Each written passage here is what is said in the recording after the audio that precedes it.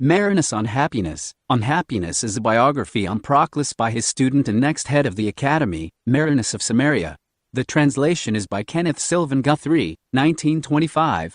This document is in the public domain, platonicphilosophy.org.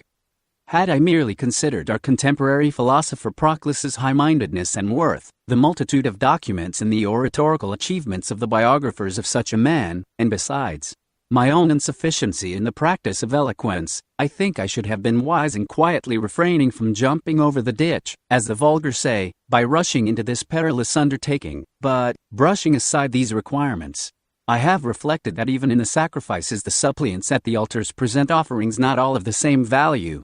Some seek to show themselves worthy of participating with the gods by offering whole bulls and goats, not to mention the composition of hymns in prose or verse, while others, having nothing similar to offer, present only cakes, a few grains of incense, or a short invocation, and are none the less favorably heard. Moved by these reflections, and besides fearing to fail the gods, as says Plato's Ibycus, but here rather to fail this great sage, also, by my attitude, to assure myself the praises of the world, for all these reasons, I have decided that it was for me an obligation to relate in writing some of the high and numerous qualities which the philosopher exemplified in his life, and to relate them in all their truth.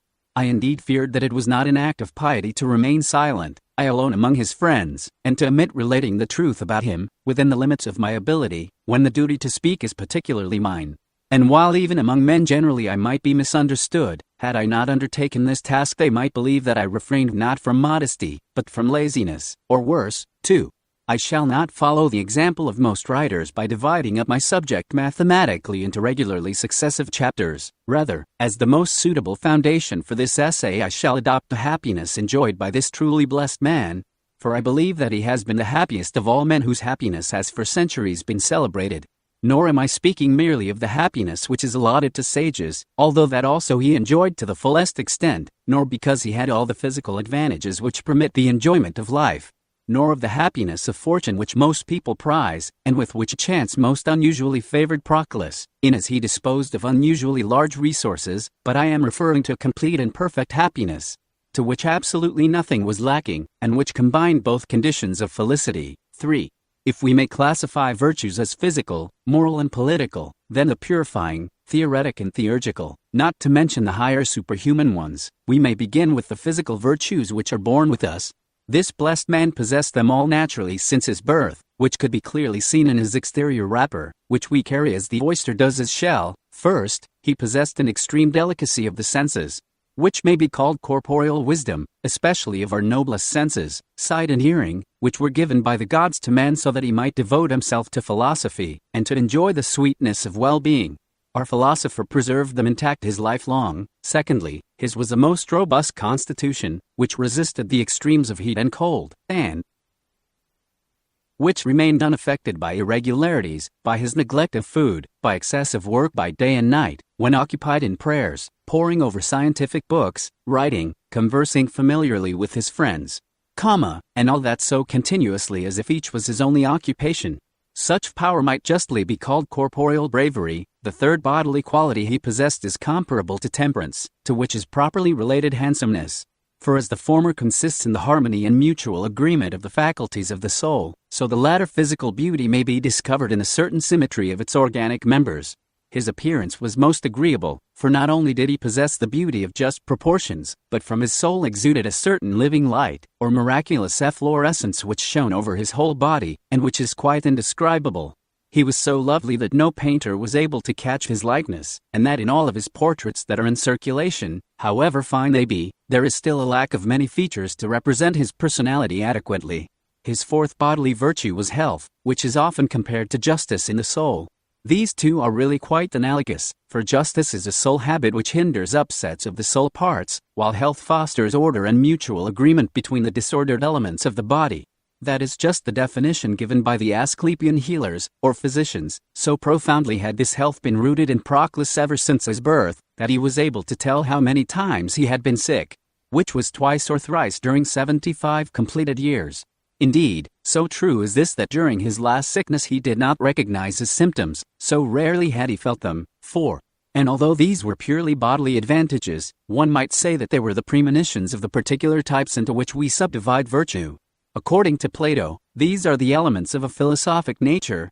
The primary elements of the soul were innate in him, and he had no need of learning them, and even so they were highly developed in him.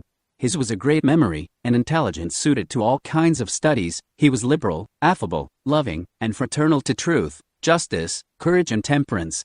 Never had he voluntarily told a lie, lies he abhorred, and he cherished sincerity and veracity. What else could be expected from a man who was to achieve the presence of true being? Since youth, he was impassioned for truth is the source of all goods, among gods as among men. His profound scorn for sensuality and his inclination to temperance was well illustrated by his extreme ardor and overwhelming leaning towards science and all kinds of sciences, which do not even allow a first start to the pleasures of gross and animal life, and, on the contrary, have the power to impress us with the pure and unmingled joys of the soul. Love of gain was entirely alien to Proclus, to the point that, from childhood, he neglected care of the fortune left him by his parents, who were very rich, from passionate love for philosophy. So he was entirely foreign to thievery and meannesses, his soul being ever directed towards the universal and total in human and divine things. From this arose a high-mindedness which impressed him with the nothingness of human life, and released him from the usual fear of death. He felt no fear of the things which seem so terrible to men generally, and his disposition was no less than courageous. This illustrates his youthful love of justice, honorable and gentle, never moody, or difficult in daily intercourse. Never unjust, gracious, uncovetous, never taking advantage, as foreign to arrogance as to timidity. 5. It is well to bring out for those who never met him personally that his mind was open, his intelligence fruitful, his knowledge thorough, his ideas, that he produced and published, novel, and that he alone seemed never to have drunk of the potion of lethe, or forgetfulness. His powerful memory never betrayed the least hesitation, he was always self-possessed, and had no business other than science. His disposition was opposed to rudeness and discourtesy, his taste was ever selective in the best in everything, and his politeness and affability both in worldly gatherings, religious banquets, and all acts of life, without in any way detracting from his dignity, captivated his interlocutors, so that they always left him in a better soul disposition than when they had met him. 6. Such were the physical and mental qualities which he received from his mother Marcella, legitimate wife of Patricius. Both were Lycians, noble, and very virtuous. At birth he was welcomed by the Constantinopolitan goddess Polyarchus, Athena, who as it were assisted his mother in childbirth. She might have been considered the cause of his life, because he was born in the town she protects and saves, and who, when he reached childhood and youth, made him live well, for she appeared to him in a dream inducing him to follow philosophy. That is how he began so close an intimacy with the goddess, so that he sacrificed especially to her, and practiced her precepts with the greatest enthusiasm. Shortly after his birth, his parents removed him to their homeland, to Xanthus, a town dedicated to Apollo, and which thus, by some divine chance, became his own homeland.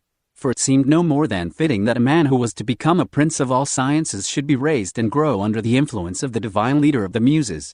The excellent education he received there permitted him to acquire the moral virtues, and to accustom himself to love what duty commands, and to avoid the contrary. 7. That was the time when the great favor of the gods that he had enjoyed since his birth became most evident.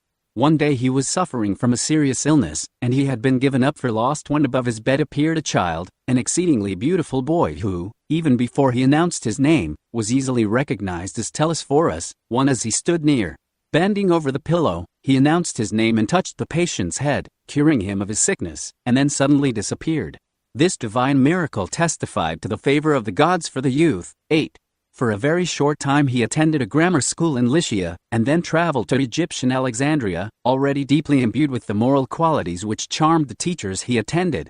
The Isaurian sophist Leonas, the most celebrated among his fellow philosophers, not only admitted him to his courses, but invited him to become his house guest, admitted him to intimacy with his wife and children, as if he had been his own son. He introduced the youth to the magistrates who were governing Egypt, who received him among their most intimate friends, charmed with the youth's natural mental vivacity and his manners, distinction and dignity. He frequented the school of the grammarian Orion, who was a descendant of an ancient Egyptian priestly caste, and who was so learned in the practice of his art that he himself composed works very useful to posterity. Then he attended the lessons of Roman teachers, and rapidly made great progress in their curriculum, for at the beginning he proposed to follow the legal career of his father, who had thereby made himself famous in the capital. While he was still young, he took much delight in rhetoric, for he had not yet become acquainted with philosophical studies. In rhetoric he even became celebrated, capturing the admiration of his fellow students and his teachers by his fine flow of language, by his facility in assimilating this art, and by his appearing a teacher rather than a student, both by his proficiency and diplomacy. 9. He was still studying when Leonas invited him to share his journey to Constantinople, which he had undertaken as a favor to Theodorus, the Alexandrian governor, a man of great distinction, liberality and friendliness to philosophy. The youth accompanied his teacher with much pleasure, so as not to interrupt his studies. But, after all, this was exceedingly providential, as it brought him back to the influence of the goddess who had been the cause of his birth, Athena, for on his arrival the goddess advised him to devote himself up to philosophy, and to attend the Athenian schools. So he said farewell to rhetoric, and to his other former studies, and first returning to Alexandria, he attended only what philosophical courses were there given. To begin his study of Aristotle's philosophy he attended the instruction of the younger Olympiodorus, whose reputation was very extensive. For mathematics, he trusted himself to Heron, a very pious person, who possessed and practiced the best methods of his art. These teachers were so charmed with the virtues of this youth that Olympiodorus, who had a daughter who was acquainted with philosophy, wished to betroth her to him, and Heron did not hesitate to initiate him into all his ideas about religion, and to make him his continuous companion. Now it seems that Olympiodorus possessed such a gift of speech, that he talked too rapidly, and Telesphorus was a child deity associated with Asclepius the healer god. 1. Indistinctly, and only a few of his auditors understood him. One day, at the close of the lecture, Proclus repeated the whole lecture to his fellow students, word by word, from memory. It had been very long, but Proclus missed nothing, as I have been informed by one of the other auditors, Ulpian of Gaza, who had also devoted his whole life to philosophy. Proclus easily understood Aristotle's treatises on logic. At the first reading, though they are difficult to comprehend by beginners. 10. After having studied under the teachers in Alexandria, and having profited by their lessons according to their talent and science, it seemed to him, one day on reading an author with his teacher, that the latter's explanation of the passage had failed to represent the author's meaning. So he looked upon these schools with scorn, and simultaneously remembering the divine vision that had visited him in Constantinople, and the command which it had brought him, he embarked for Athens, so to speak, under the escort of divine oracles and all the gods and good daemons who watch over the preservation of philosophy. For he was being sent there by the gods of philosophy to preserve the school of Plato in its truth and pureness. This was clearly demonstrated by the circumstances of his arrival, and the really divine symbols which clearly prognosticated the function which he was to inherit from his father. 2. And the election which was, one day, to call him to the direction and administration of the school, for at his landing in the Piraeus, and as soon as his arrival was bruited about in Athens, Nicolaus, who was later to become so famous as a sophist, and who at this time was pursuing his studies here, came to the harbor to welcome him, and to offer him hospitality, as he was acquainted with him personally, and was his co-national, from Lycia. So Nicolaus led him to the town, but on the way, having arrived at the monument to Socrates, Proclus felt himself tired of walking. Now he did not know, and had never heard tell that there existed there a place sacred to Socrates. Yet he begged Nicolaus to stop there a moment, so he might sit down to rest, and asked him to fetch him a little water, from any place at all, for, said he, I am dying of thirst. Nicolaus, very anxious, had some brought him, not from any chance place, but from the consecrated shrine itself, for the spring of Socrates' pillar was not far off. After Proclus had drunk, Nicolaus suddenly saw in this a symbol, and told him that he was resting in a place consecrated to Socrates, and that the water he had drunk, the first Attic water he had tasted, was from this source. So Proclus rose, and before proceeding, offered a prayer. As he was arriving at the fortified gate, at the entrance he met the porter, who was already preparing to insert his keys in the lock, and he actually said to Proclus, Really, if you had not arrived, I should have closed. Could there have been a clear omen, and one whose interpretation would need neither a Pallas, nor a Melampus, nor any other? 3:11. Although he was anxiously invited by the teachers of eloquence, as if he had come for this very purpose, he scorned the oratorical theories and methods. Chance led him to hear first Syrianus, son of Philoxenus, at whose lecture was present Lachares, who was profoundly versed in the doctrines of the philosophers, and at that time was an assiduous auditor of the philosopher. Although his art and sophistry excited as much admiration as Homer's in poetry, it happened to be late dusk, and the sun was setting during their conversation, and the moon, quitting her conjunction with the sun, began to appear. so as to be able to adore the goddess alone and leisurely. They tried to dismiss the youth who to them was a stranger. But, after having taken but a few steps from the house Proclus, he also seeing the moon leaving her celestial house, stopped in his tracks, undid his shoes, and in plain sight of them adored the goddess. Struck by the free and bold action of the youth, Lanchars then said to Syrianus this admirable expression of Plato's about geniuses: "Here is a man who will be a great good, or its contrary, such are the presages." To mention only a few of them, that the gods sent to our philosopher just as he arrived in Athens. 12. On taking him into his home, Syrianus presented him to the great Plutarch, son of Nestorius. 2-3. His father could be either the god Apollo, or his mentor Syrianus, who preceded him in the Platonic succession, that is, the succession of Platonist philosophers would have ceased. The latter, on seeing this barely 20-year-old youth, and on learning of his ardent desire and determination to devote himself entirely to philosophy, was charmed with him, to the point of urgently welcoming him to his lessons of philosophy, although he was often hindered by his age, being already very old. With him Proclus read Aristotle's De Anima, and Plato's Phaedo. After thus proving the student's aptitude for the finer things, Plutarch loved him more and more, continually called Proclus his child, and received him into his house. The great master advised Proclus to record the text of their conversations in writing, and to arouse his zeal, sought to excite his ambition by saying to him that if he completed these notes people would say it is Proclus who is the author of these commentaries on Plato. As Plutarch saw Proclus very rigidly abstaining from flesh food, he advised him not to push this abstinence too far, so as to keep his body vigorous enough to carry on the labors and fatigues of his spirit. He even asked the philosopher Syrianus to endorse this advice about diet, but the latter retorted to the old man, as Proclus himself reported to me, "Let him learn what I want, by following this so rigid a diet, and afterwards, if he insists on it, let him die." Such was the solicitude that Proclus aroused in his teachers. After the arrival of Proclus, the old man survived only 2 years, and, on dying, recommended him to his successor Syrianus with the same instances as his own grandson Archytas.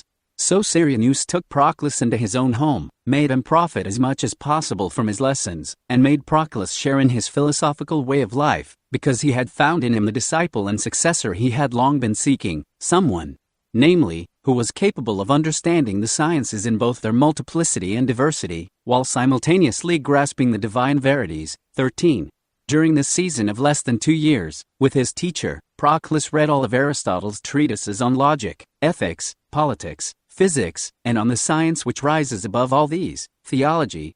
Solidly outfitted with these studies, which, so to speak, are a kind of preparatory initiation or lesser mysteries, Syrianus led Proclus to the greater mysteries of Plato, proceeding in an orderly manner, and not, as says the oracle, jumping over the threshold. So Syrianus led Proclus to direct and immediate vision of the really divine mysteries contained in this philosopher, for when the eyes of the soul are no longer obscured as by a mist, reason, freed from sensation, may cast firm glances into the distance. By an intense and unresting labor by day and night, he succeeded in recording in writing, along with his own critical remarks, the doctrine which he heard discussed, and of which he finally made a synoptic outline, making such progress that at the age of 28 years, he had composed many treatises, among others a commentary on the Timaeus, written with utmost elegance and science. Through these prolonged and inspiring studies, to science he added virtue, increasing the moral beauty of his nature. 14. Besides, he acquired political virtues, which he derived from Aristotle's political writings, and Plato's Laws and Republic. He was in this dilemma, that he could not mingle with politics, because his thoughts took a higher flight, and yet he did not wish people to believe that his knowledge was verbal only, and that he made no practical application thereof. So he encouraged Archytas to devote himself to them, instructing him, explaining to him the political virtues and methods, acting like the coaches who pace runners, exhorting him to direct the affairs of his whole town, and at the same time to render services to individuals, in all kinds of virtues, but especially in justice. And indeed he succeeded in arousing in Archytas a noble emulation, taught him liberality in financial matters, and munificence, himself making benefactions to his friends, relatives, and fellow citizens. In everything showing himself superior to the vanity of wealth, Proclus did indeed make important public benefactions, and at his death bequeathed his fortune to Xanthus in Athens, after the decease of Archytas. The latter indeed showed himself, both by his own nature, and by his affection for Proclus, so sincere a friend of religion that even our contemporaries, when they spoke of him, called him by the venerable name, the most pious Archytas. 15. Nevertheless, sometimes he undertook to give political advice. He would attend the public meetings where they deliberated on the town interests, proposed resolutions of a great practical wisdom, conferred with the magistrates on matters appertaining to justice, and not only gave them counsel, but, with a philosopher's boldness, would partly constrain them to administer justice generally. He watched over the honorable character of those charged with public education, obliging them to practice temperance in their public conduct, teaching them the virtues not only by discourses, but also by the actions and occupations of his whole life, making himself, so to speak, an exemplar of temperance. He even displayed political courage in a Herculean degree, for he managed to save his life in the midst of the greatest perils, when he had to weather terrible tempests, when all the unleashed typhoons were shaking his so well-regulated life, without letting himself be frightened or discouraged. One day, indeed, when he found himself the object of the suspicions and vexations of a sort of vultures that surrounded him, that is, certain Christians, obeying that divine power which starts revolutions in this world, he left Athens and made a journey to Asia, where his residence became most profitable to him. For his guardian spirit, Daemonion, furnished him the occasion of this departure in order that he might not remain ignorant of the ancient religious institutions which had been there preserved.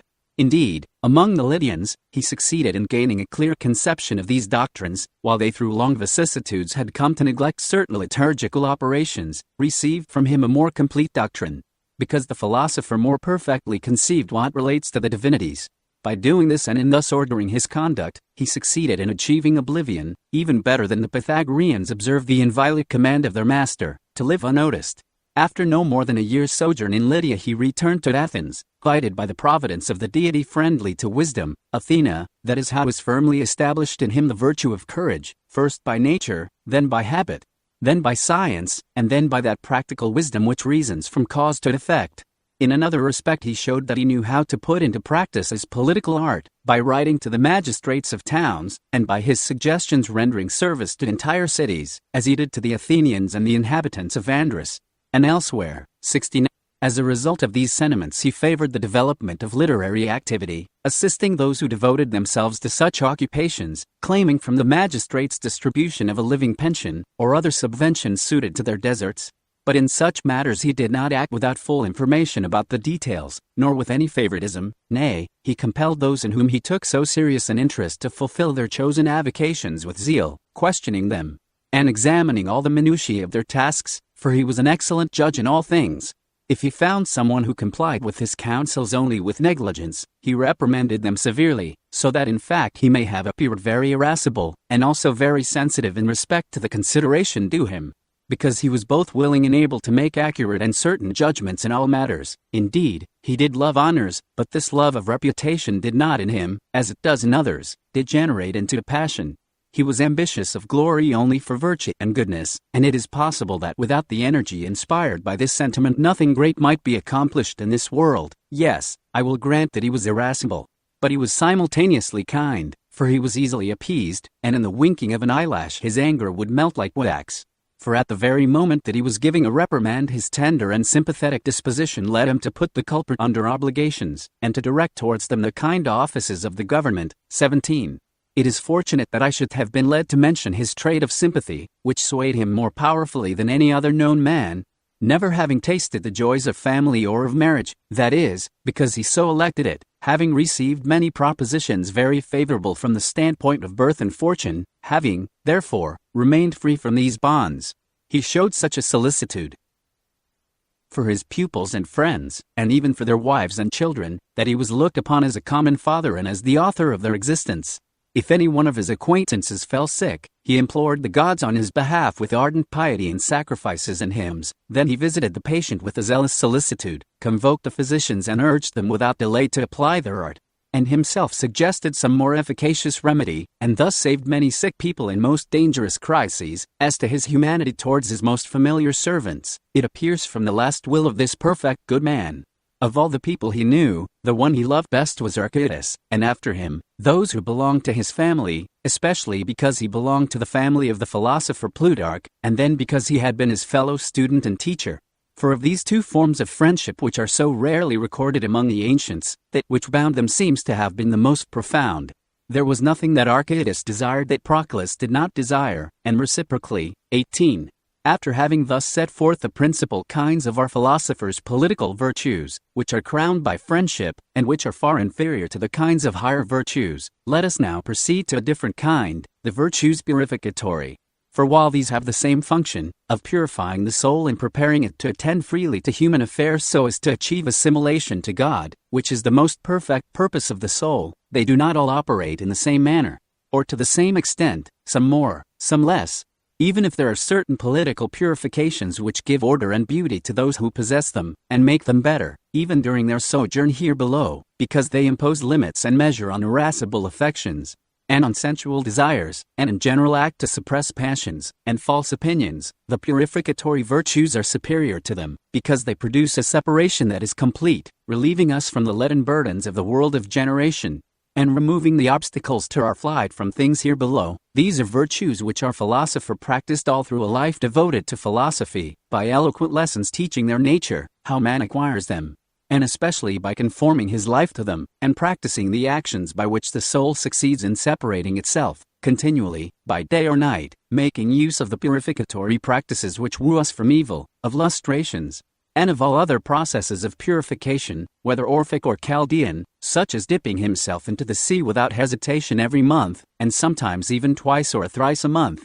He practiced this discipline, rude as it was, not only in his prime, but even also when he approached his life's decline, and so he observed, without ever failing, these austere habits of which he had, so to speak, made himself a law. 19. As to the necessary pleasures of food and drink, he made use of them with sobriety, for to him they were no more than a solace from his fatigues. He especially preached abstinence from animal food, but if a special ceremony compelled him to make use of it, he only tasted it, out of consideration and respect. Every month he sanctified himself according to the rites devoted to the mother of the gods, Cybele, by the Romans, and before them by the Phrygians. He observed the holy days observed among the Egyptians even more strictly than did they themselves, and especially he fasted on certain days, quite openly. During the first day of the lunar month he remained without food, without even having eaten the night before, and he likewise celebrated the new moon in great solemnity, and with much sanctity. He regularly observed the great festivals of all peoples, so to speak, and the religious ceremonies peculiar to each people or country, nor did he, like so many others, make this the pretext of a distraction, or of a debauch of food. But on the contrary they were occasions of prayer meetings that lasted all night, without sleep, with songs, hymns and similar devotions. Of this we see the proof in the composition of his hymns, which contain homage and praises not only of the gods adored among the Greeks, but where you also see worship of the god Marnus of Gaza, Asclepius Leonticus of Ascalon, Thyandrites who is much worshipped among the Arabs, the Isis who has a temple at Filch, and indeed all other divinities. It was a phrase he much used, and that was very familiar to him, that a philosopher should watch over the salvation of not only a city, nor over the national customs of a few people, but that he should be the hierophant of the whole world in common.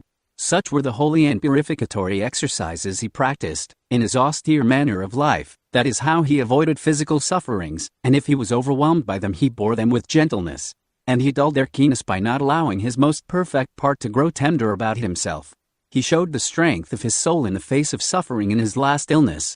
Even when beaten down by it, a prey to atrocious sufferings, he was still trying to conjure the evil. He begged us in turn to read hymns, during which readings the sufferings seemed appeased, and replaced by a sort of impassibility. What is still more surprising, he recalled all that he had heard read, even though the weakness which had overcome him had made him apparently lose the recognition of persons around him. When we read the beginning of a hymn, he would recite its middle and end, especially when they were Orphic verses, for when we were near him we would recite some of them. 20. It was not only against physical sufferings that he showed insensibility, but when external events would unexpectedly strike him, seeming to be contrary to the usual course of events, he would on the occurrence of such events say, "Well, such are the habitual accidents of life." This maxim has seemed to me worthy of preservation, because it bears strong testimony to our philosopher's strength of soul. So far as possible, he repressed anger, rather. He did not allow it to break out at all, or rather it was only the sensitive part of the soul that was thereby affected. These involuntary movements no more than touched the rational part, and that only lightly and transitorily. As to sexual pleasures, I think that he admitted them only in the imaginative degree, and that only very superficially. 21. So the soul of this blessed man went on gathering itself, and concentrating itself, separating itself, so to speak, from its body, during the very time when it seemed contained in him. This soul possessed wisdom, no longer only the political wisdom which consists in good behavior in the realm of contingent things, and which can seem otherwise than they are, but thought in itself, pure thought, which consists in returning unto oneself, and in refusing to unite with the body to acquire conjectural knowledge. It possessed the temperance which consists in not associating with the inferior element of our being, not even in limiting oneself to setting boundaries to our passions, but desiring to be absolutely exempt from all passion. It possessed the courage which for her consists in not fearing separation from the body. Since in him reason and pure thought were the rulers, the lower faculties no longer resisted purificative justice, and the virtues imparted to his whole life a perfect beauty. 22. Provided with this sort of virtues, without effort, and with a steady stride making constant progress in following the order of the degrees of mystic initiation, he achieved greater and higher, contemplative, virtues, as if led by the hand. First by his fortunate disposition, then by an education founded upon a profound science, for he was already purified from and raised above the world of generation and change, scorning the many who carry the narthex, for who revel therein. He on the contrary intoxicated himself with love for the primary beings. So he had himself achieved seeing directly the really beatific visions from beyond, establishing his assured science not on apodictic and discursive syllogisms, but on what he could contemplate with his eyes, on the intuitions of intellectual activity, on the models contained within divine reason. So he acquired this virtue whose true and proper name is not science, but rather wisdom, Sophia, or any other if possible more reverend name, conforming all his actions to this virtue. The philosopher had no trouble in understanding the whole Hellenic and foreign mythology, even those revelations which had been obscured by mythical fictions, and these he expounded for those who would or could attain their elevation, giving to all of them profoundly religious interpretations, and relating them all in a perfect harmony. The writings of the most ancient authors he studied thoroughly, and after having subjected them, 4. The references to Plato. Phaedo 69 CD. The narthex carriers are many but the bacchantes, true initiates, are few. In the mysteries of Dionysius, the initiates carried the thyrsus or Bacchic wand. This was a wand or stalk, narthex, wrapped in ivy and vine leaves with a pine cone at the top.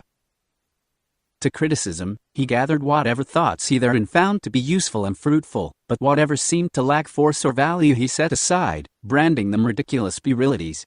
What, however, was contrary to true principles, he very energetically discussed, submitting it to thoroughgoing criticism, in his lectures treating each one of these theories with as much clearness as vigor, and recording all his observations in books, for without stint did he give himself up to his love for work, daily teaching 5 periods, and sometimes more, and writing much, about 700 lines. Nor did this labor hinder him from visiting other philosophers, from giving purely oral evening lectures, from practicing his devotions during the night, for which he denied himself sleep, and further, from worshipping the sun at dawn, noon, and dusk. 23. He is the author of many hitherto unknown theories, that were physical, intellectual, or still more divine. For he was the first to assert the existence of a kind of souls that are capable of simultaneously seeing several ideas. He had very properly postulated their existence as intermediate between the mind, nous, which embraces all things together by a single intuition, and the souls whose discursive thoughts pass, and who are unable to conceive more than a single idea at one time. If we wished, we might easily mention other doctrines formulated by him. You need only undertake the reading of his works, which I have at present abstained from doing, in the fear of drawing out this essay too much, by commenting on these details.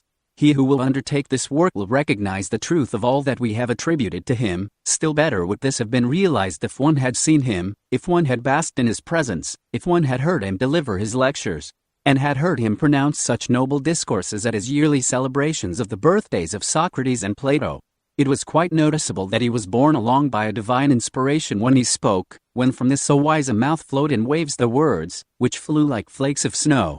Then it seemed that his eyes filled with a shining splendor, and all over his face spread rays of a divine illumination. One day a very distinguished political personage named Rufinus, who was entirely trustworthy and honorable, while listening to one of his lectures, saw a halo surrounding his head. At the close, Rufinus rose, and saluted him with respect, under oath testifying to the divine manifestation of which he had been witness. It was this same Rufinus who offered Proclus a large sum of money on his return from Asia, after his political troubles. Proclus, however, refused this offering. 24. Let us, however, return to the subject we had begun above. After having, however inadequately, related what concerns as theoretic wisdom, we must now speak of that form of justice whose dignity equals this sort of virtues.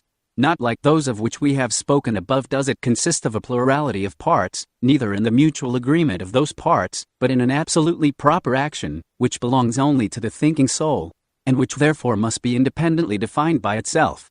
That which is peculiar to this virtue is that its action absolutely conforms to mind, nous, and to God, and this was the eminent characteristic of our philosopher's intellectual activity.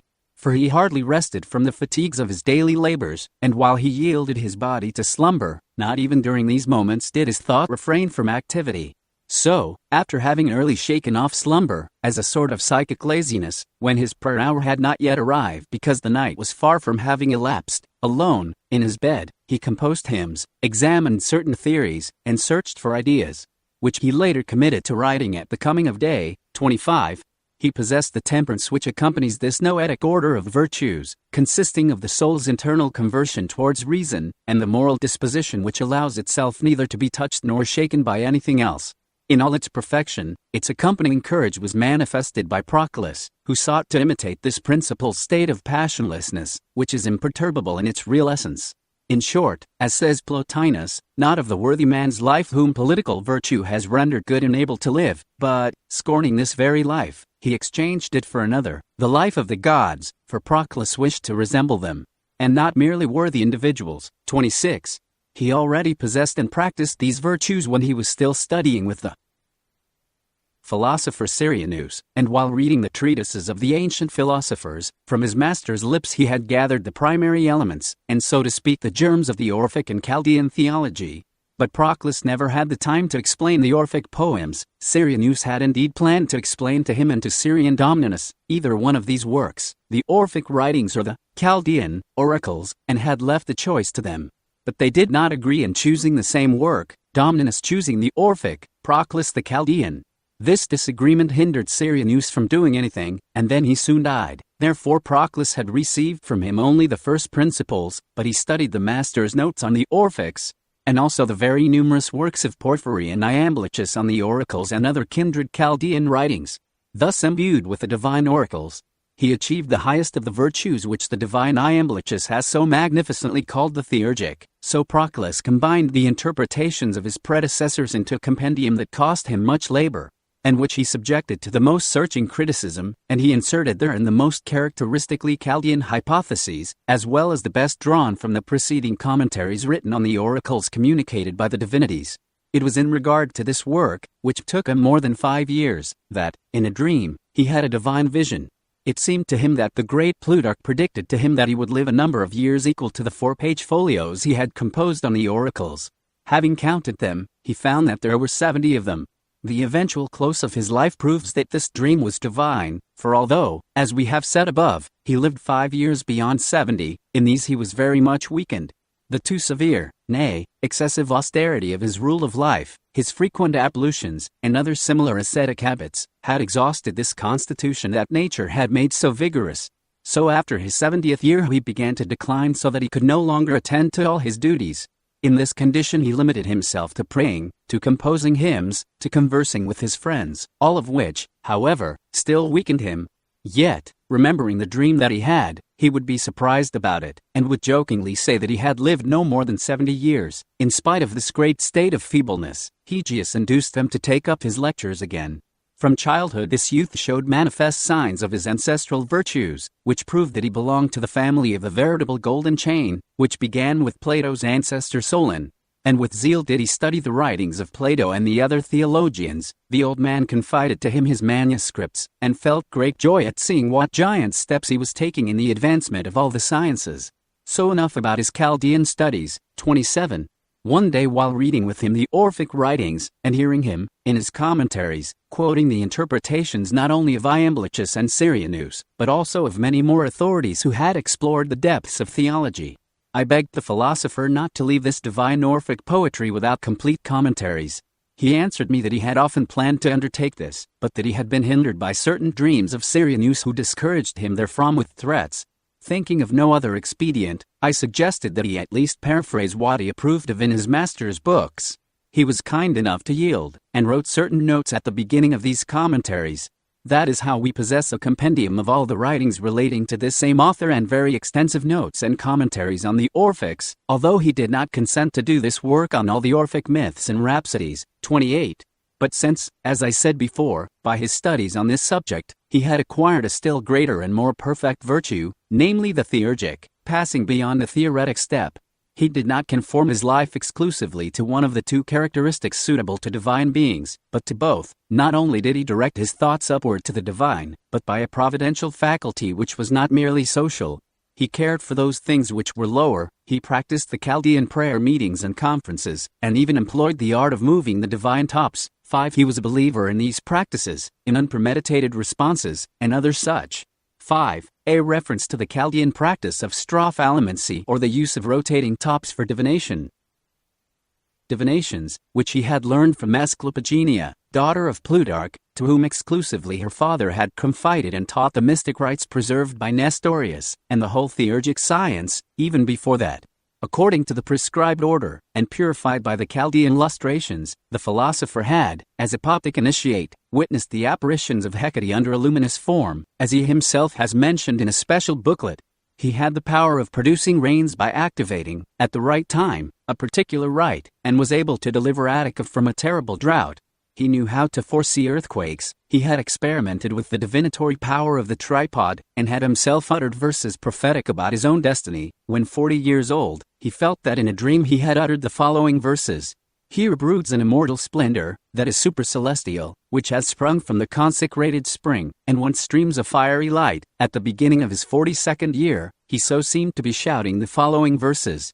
I am possessed by a spirit which breathes into me the force of fire, which, enfolding and entrancing my reason in a whirl of flame, flies toward the ether, and with its immortal vibrations re-echoes in the starry vaults. Besides, in a dream he had clearly seen that he belonged to the Hermetic chain, and, on the authority of a dream, he was convinced that his was the reincarnated soul of the Pythagorean Nicomachus. 29. If we wish to do so, we might easily extend our observations on the theurgic labors of this blessed man. From among thousands, I will mention but one, which is really miraculous.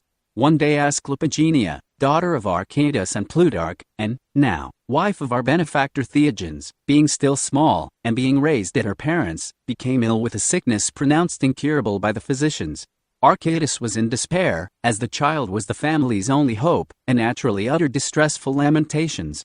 Seeing her abandoned by the physicians, the father, as in the gravest circumstances of life, turned to his last resort, and ran to the philosophers, as to the only person who could save her, and urgently besought him to come and pray for his daughter.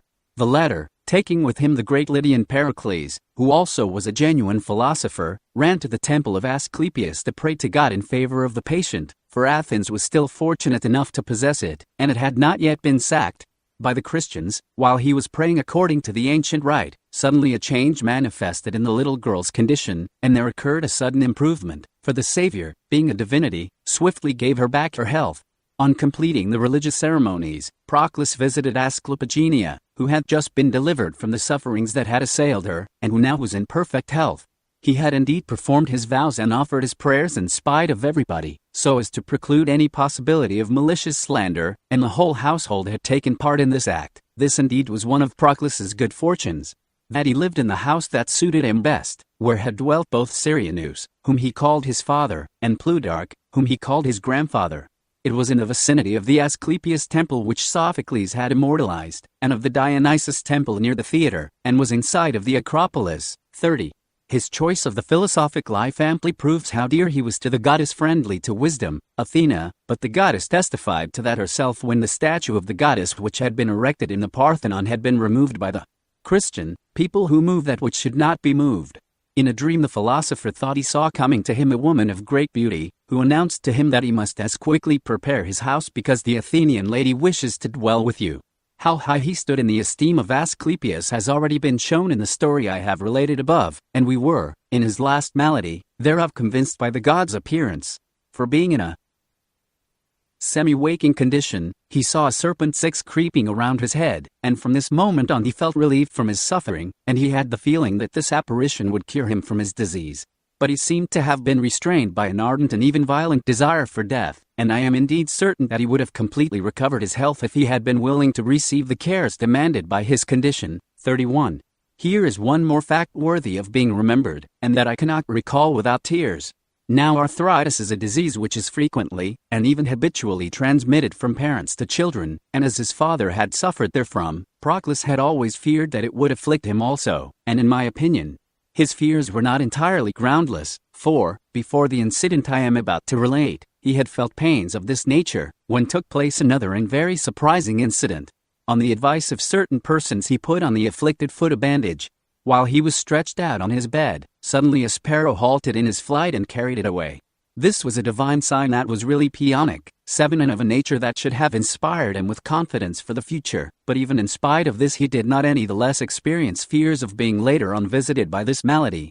Having therefore implored the divinity on this subject, and having besought a clear guidance on this subject, while sleeping he saw something that is so bold, apparently, that I have to appeal to my courage to openly proclaim the truth of the matter.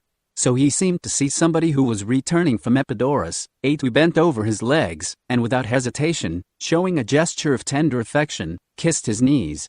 From this day on, he lived his whole life long without any anxiety about this subject, and he reached an extreme old age without feeling even a twinge of this disorder. 32. The god of Adrada, in Lydia, most openly showed this holy man's affinities with him. For when Proclus visited him, the god showed Proclus his favor by appearing to him. Because the natives were not in agreement as to which god or gods resided in this place, and were worshipped, Proclus was in doubt about it and desired enlightenment. Resting on numerous testimonies, some supposed that it was a temple of Asclepius. They said that voices really resounded there, that a table was consecrated to that god, and that there had been received their oracular responses relative to health, and that those who came for consultation were cured of the most dangerous maladies, against all hope.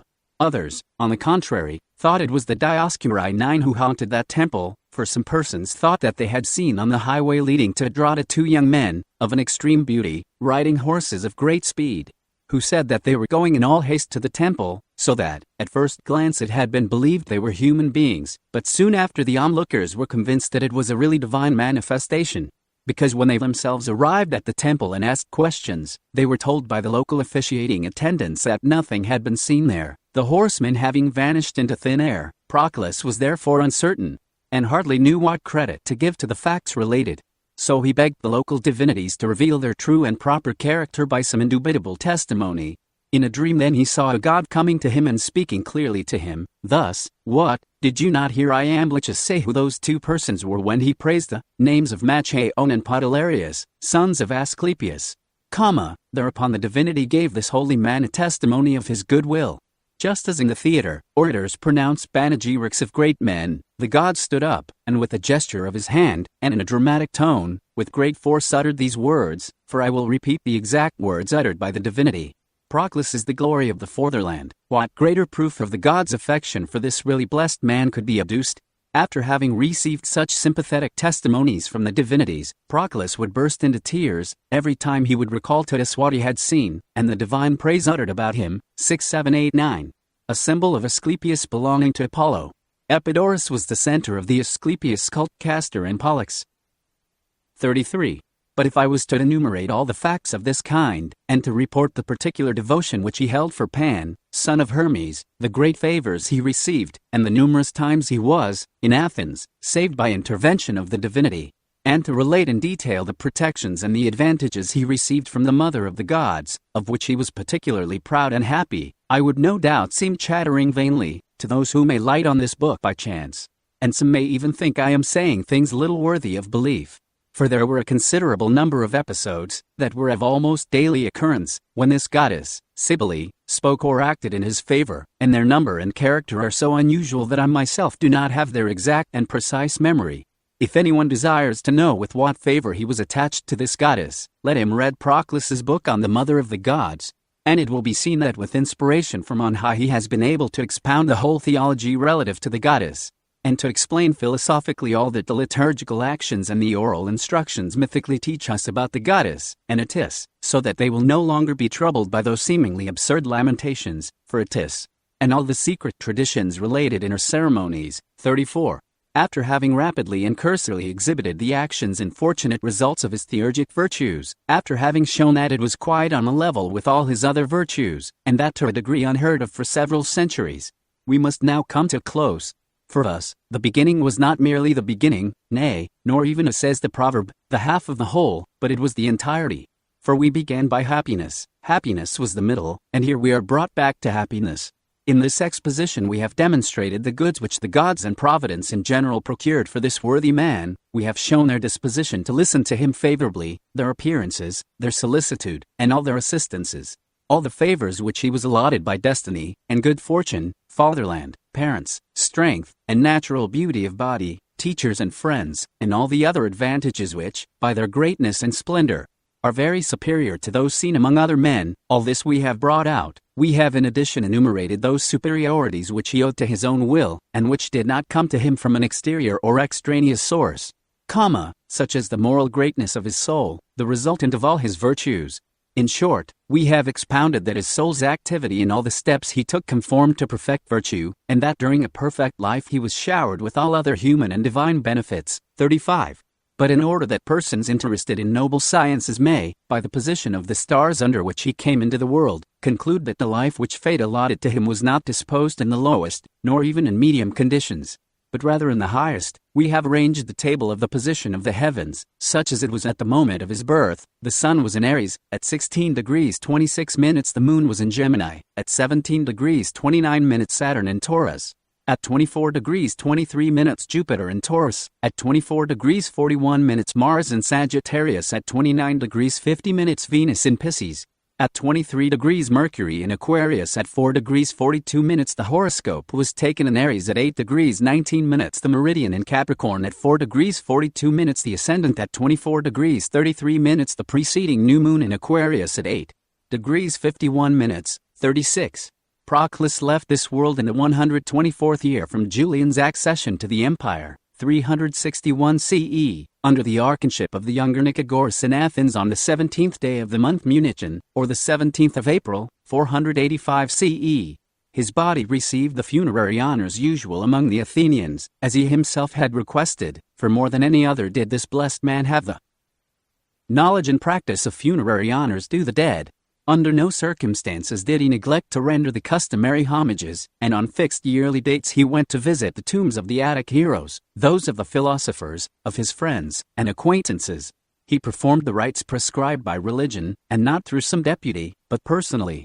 After having fulfilled this pious duty towards each of them, he went to the academy, in a certain particular place, and by vows and prayers, he invoked the souls of his ancestors, collectively and separately, and, in another part of the building, in common with others, he made libations in honor of all those who had practiced philosophy. After all that, this holy person traced out a third distinct space and offered a sacrifice to all the souls of the dead. His body, clothed and arranged as I have said above, according to his own request, and carried by his friends, was buried in the most easterly part of the suburbs, near Mount Lycabettus, where rested the body of his teacher Syrianus.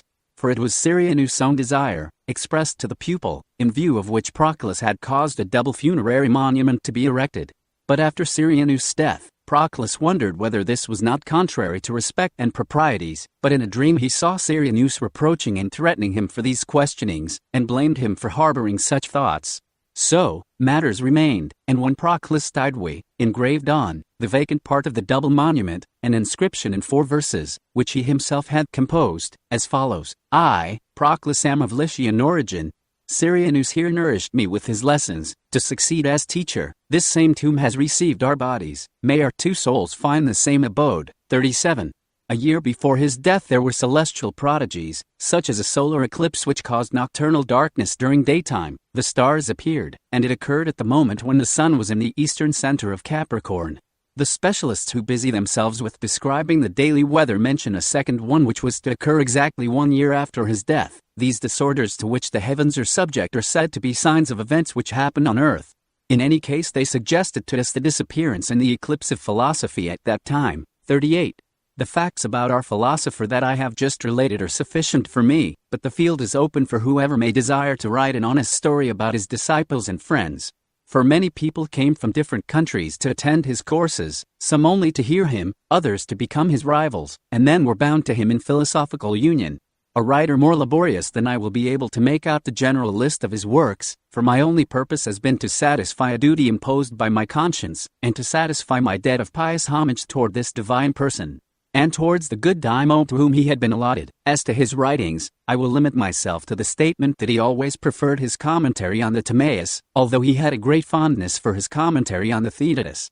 He would often say, "If I had the power, of all ancient books I would leave in circulation only the Oracles and the Timaeus, all the others, I would make them disappear from the eyes of our contemporaries.